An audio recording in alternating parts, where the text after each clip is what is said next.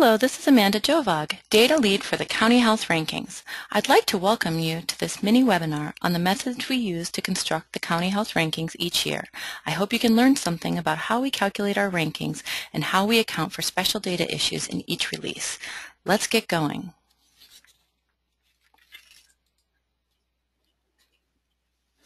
While I have the privilege of talking with you today, we want to start by acknowledging that the County Health Rankings and Roadmaps program is the result of the contributions of many partners, including the Robert Wood Johnson Foundation, our colleagues here at the University of Wisconsin Population Health Institute, and the various partners who help us compile the rankings data and get the message out about rankings and roadmaps.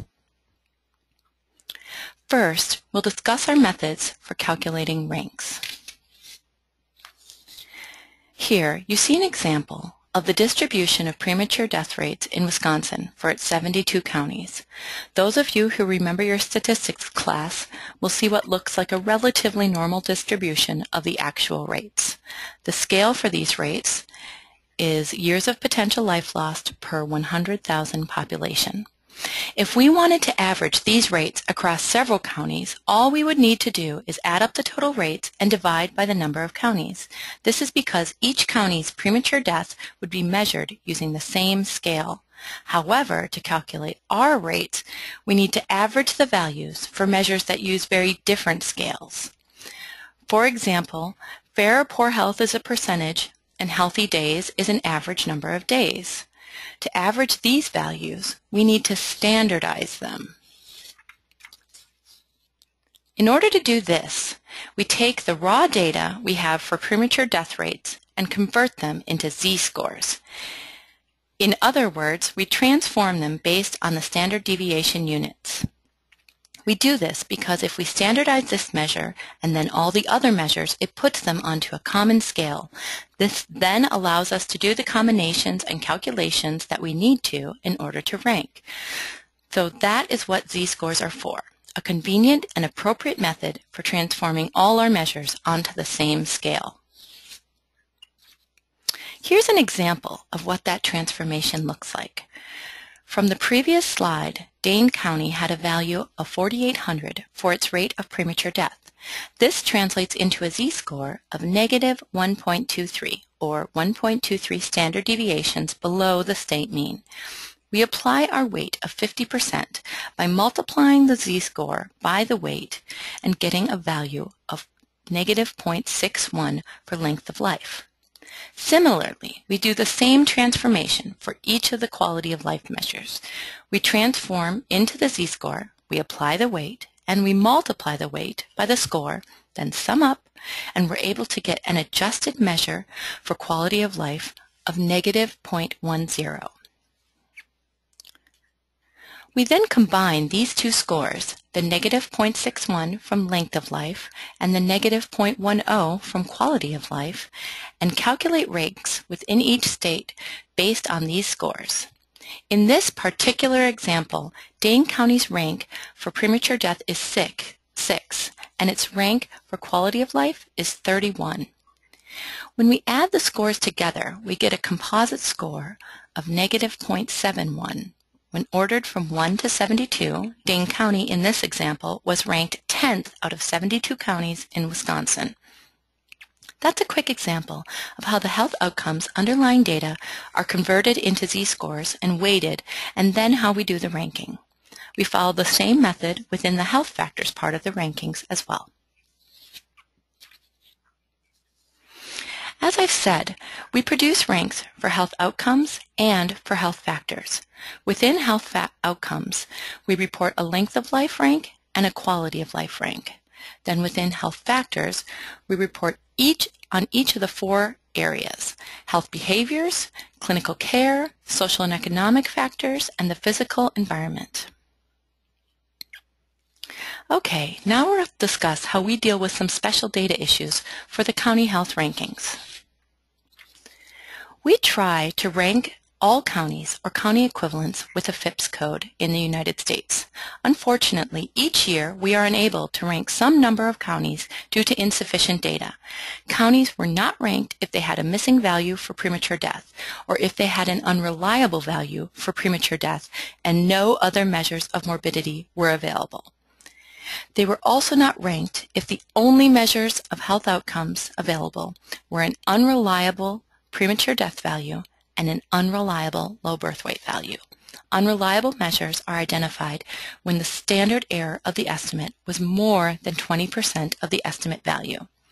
Our efforts to increase the number of ranked counties include, first, measure selection. We try to find measures that are available for the greatest number of counties. Second, sample size increases. For several measures, we use the average of multiple years of data, giving equal weight to each observation year.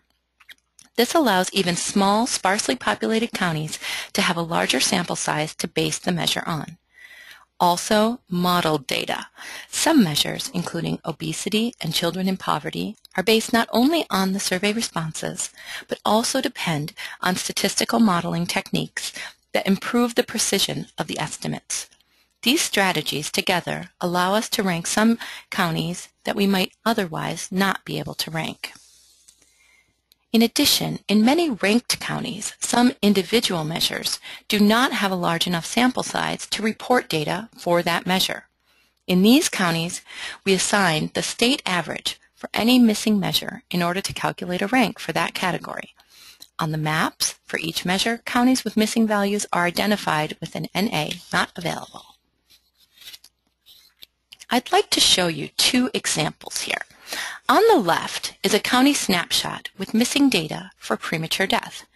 This county is not ranked due to that missing data. Please note that even for unranked counties like this, we do include snapshots and data for any measures where we could access it. On the right is a county snapshot for a ranked county with some missing measures in clinical care. For these three measures, the state average was used in the ranking calculations. People ask us about the reliability of our data. Data reliability really differs measure by measure. Some data come from sources that are more reliable than others. For example, the National Center for Health Statistics and the Behavioral Risk Factor Surveillance System measures are calculated for us by CDC, and CDC only provides us with estimates they consider to be reliable. Death certificates provide a very reliable count of deaths. However, several other measures come from surveys that may not be quite as reliable because you have to have sufficient people who have been surveyed in order to get reliable responses. We deal with this within the rankings in a couple of ways. First, the more reliable a measure is, the more likely it is that the measure will have a higher weight associated with it within our calculations. For those measures that are less reliable, we do a couple of things to increase reliability, such as combining multiple years of data for survey measures.